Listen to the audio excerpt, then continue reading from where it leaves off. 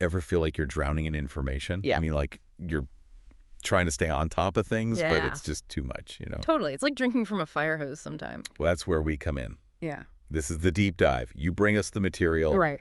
and we distill it down to the absolute essentials just for you. And you really brought us some good stuff this time. I mean, we went through it. Yeah. And we think we found the core insights, like the stuff that's really going to make a difference for you. So today we are going deep on something fundamental, something that applies whether you're leading a team Yeah. or just trying to, lead your own life. We're talking about leadership. Leadership. And specifically, understanding the gap between the leader you are and the leader you could be. And for this deep dive, we're using The Leadership Gap by Daskal. Yeah, great book. It's called The Leadership Gap VSO. Yeah, that translates to... It translates to the 7 archetypes of leaders. The 7 archetypes. Of leaders. It's fascinating. It really digs into those different leadership styles we all kind of embody and the things that can trip us up, the things that stop us from growing, Exactly. So today, we're going to unpack these archetypes, figure out what this gap really means, and most importantly, give you some stuff you can use, like right now in your own life. So let's start with the basics. What exactly is this leadership gap that Daskal's talking about? Well, it's the space between, where a leader is now and where they want to be. Okay. But here's the thing. Daskal says it's usually not because they lack talent. It's more often because they're stuck in old habits, like behaviors that worked for them in the past. Oh, I see. But now they're holding them back. It's like that saying, what got you here won't get you there. Exactly. Yeah. It's like using the same map for a whole different journey, Like trying to use your Google Maps from 5 years ago. Exactly. Think of like a brilliant software engineer who gets promoted to team lead. Right. They got there because they were amazing at coding. Right. Right.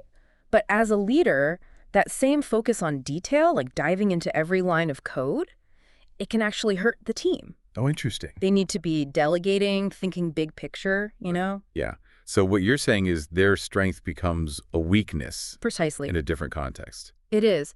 And recognizing this gap, it's not just about knowing what to improve, it's about humility. Right. It's admitting that what you're good at might be what's stopping you from growing. Admitting you don't have all the answers. Exactly.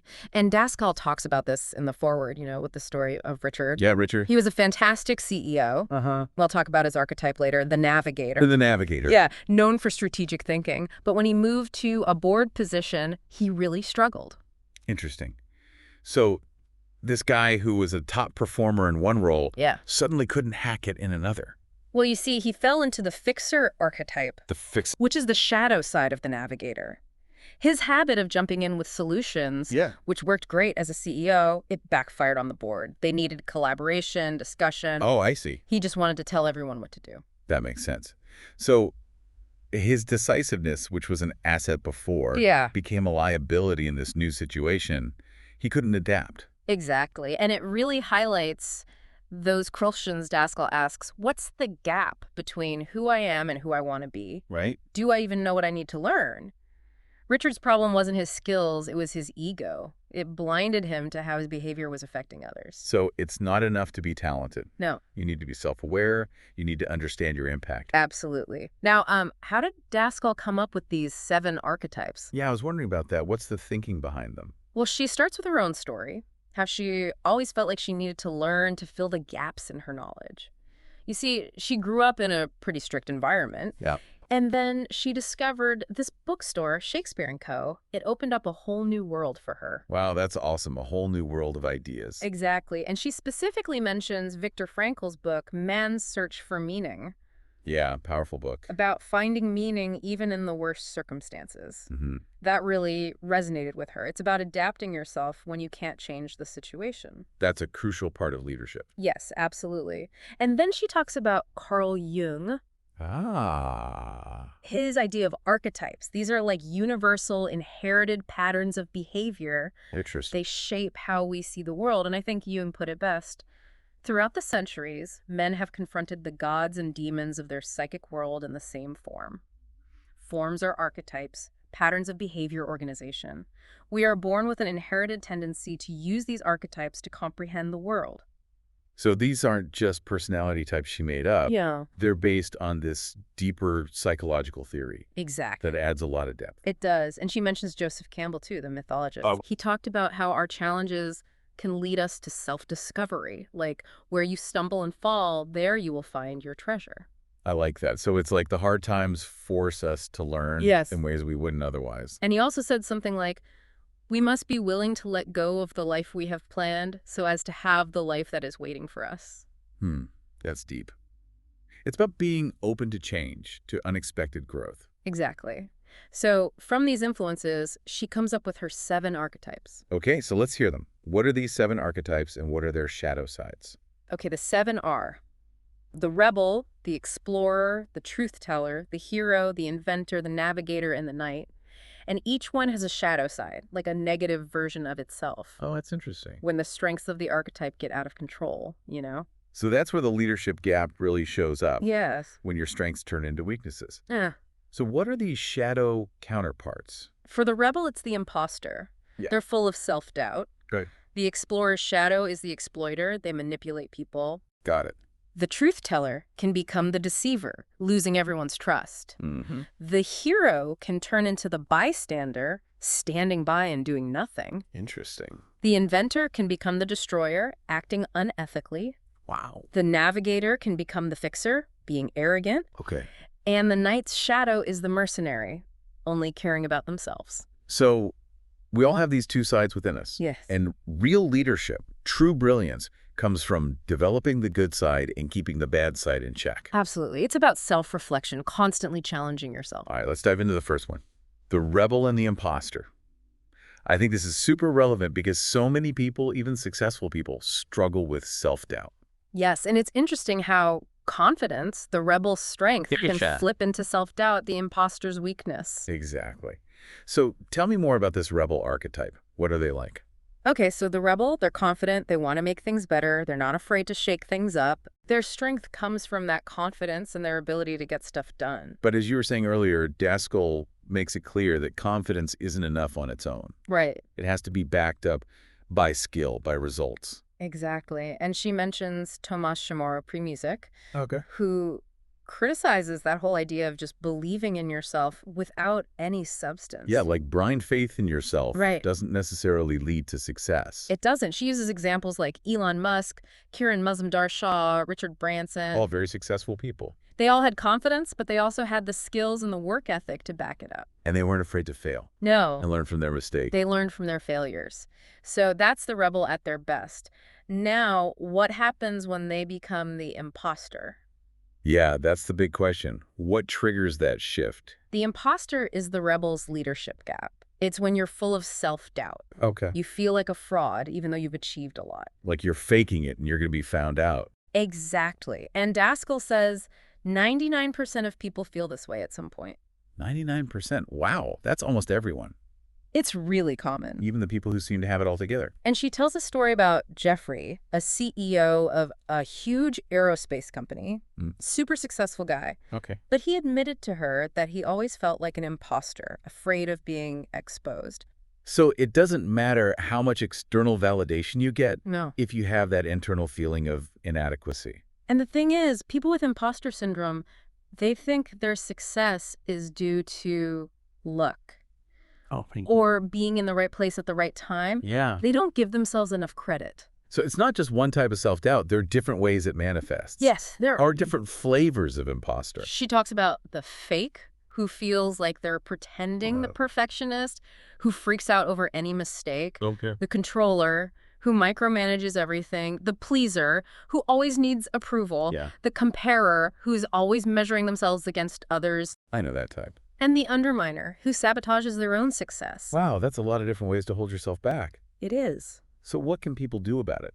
How do you bridge this imposter gap and become a true rebel leader? Well, she gives some practical advice. First, stop comparing yourself to others. Easier said than done. I know, but it's important. Remember that everyone's journey is different. Second, accept that perfection doesn't exist. It's a trap. Third, make a list of your achievements. Remind yourself of what you've done. And fourth, surround yourself with supportive people. people who believe in you. Exactly.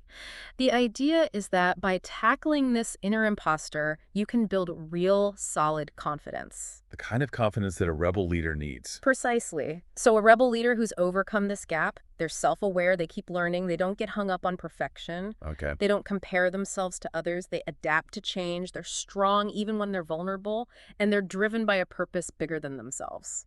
And she gives some examples of rebel leaders, like Rosa Parks, Elon Musk, Gloria Steinem. Yes, all people who challenged the status quo and made a real difference. So it's not just about being rebellious for the sake of it. No. It's about having the conviction to stand up for what you believe in. Yes. And that requires overcoming that self-doubt, that imposter within. It does. Okay, so that's the rebel and the imposter.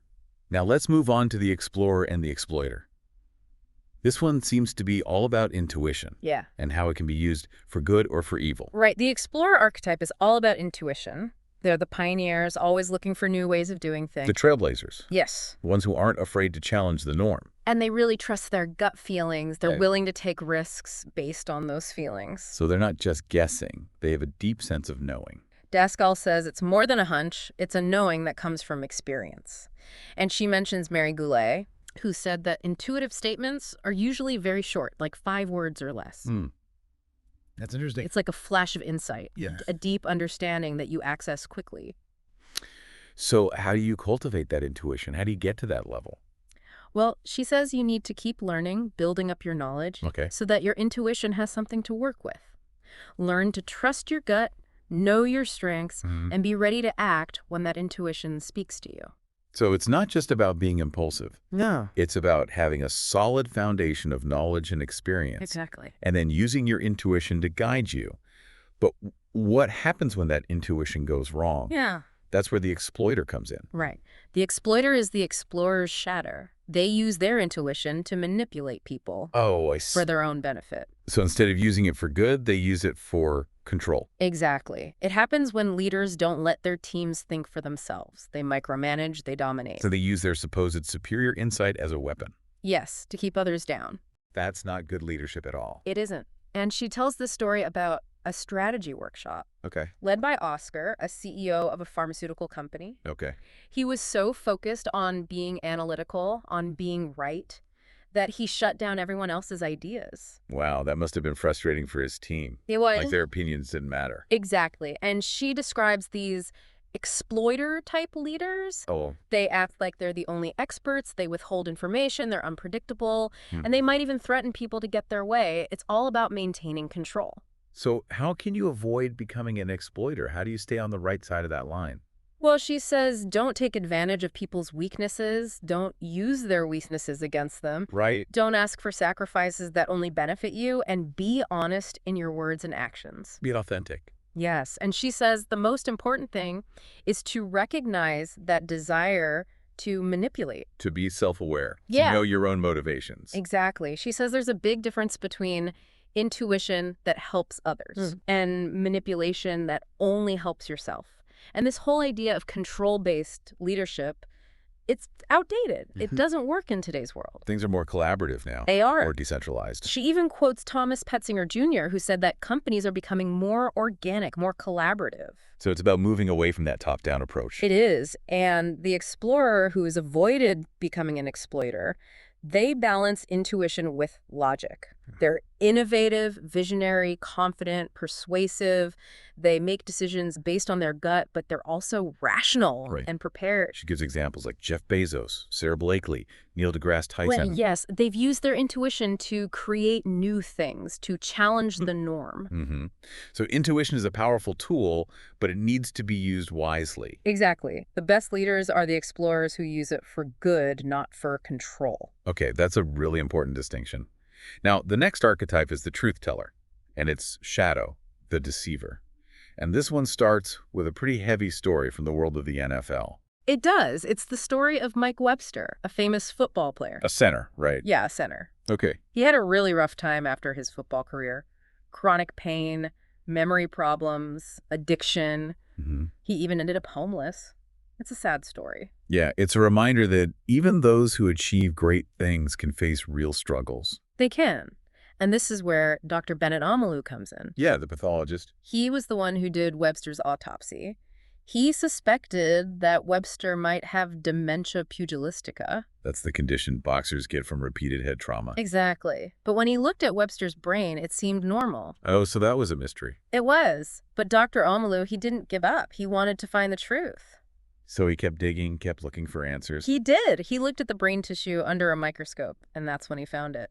Abnormal tau protein? That's a sign of brain damage. Yes, from repeated trauma. So the evidence was there, but it was hidden. It took a deeper level of investigation to find it. It did. And that led him to his discovery of chronic traumatic encephalopathy, CTE. CTE. He published his findings in a medical journal in 2005. So he was a real truth teller. He was. Bringing this important issue to light. He probably thought the NFL would be grateful that they'd use this information to protect players. But that's not what happened at all. Not at all. The NFL tried to discredit him, to downplay the connection between football and CTE. They even wanted the journal to retract his paper. Wow, that's a real clash between truth and power. It is. A classic example of the truth teller facing resistance. And it sets up our discussion of the truth teller and the deceiver, which we'll get into next time. It raises a lot of questions about what happens when the truth is inconvenient, you know? Yeah, it shows that speaking truth can be risky. It can. But it's also incredibly important. Absolutely. Okay, so as we wrap up this first part of our deep dive into the leadership gap, we've covered a lot of ground. We talked about the leadership gap itself. Right. That space between who you are as a leader and who you could be. We looked at the rebel and the imposter. The importance of confidence and overcoming self-doubt. We also explored the explorer and the exploiter. Yes. The difference between using intuition for good and using it for control. And we started to unpack the truth teller with that really powerful story of Dr. Omalu. And it all highlights the need for self-awareness, right? Yeah. Knowing your leadership style, your strengths, your weaknesses. Absolutely. If you want to grow as a leader, Yes. you have to understand yourself and you have to be willing to change. It's about moving from just being competent to being truly excellent. Yeah. And I think we've given you a solid understanding of these ideas in a very short amount of time, just like you wanted. Exactly. So here's something for you to think about until next time. Which of these archetypes, the rebel or the explorer, do you identify with most? What are your shadow tendencies, the things you need to watch out for? And how can you use these insights to become a better leader in your work and in your life? Great questions. We've only just scratched the surface of these archetypes. Yeah. There's so much more to explore. Absolutely. So until next time, keep diving deep. Keep diving deep.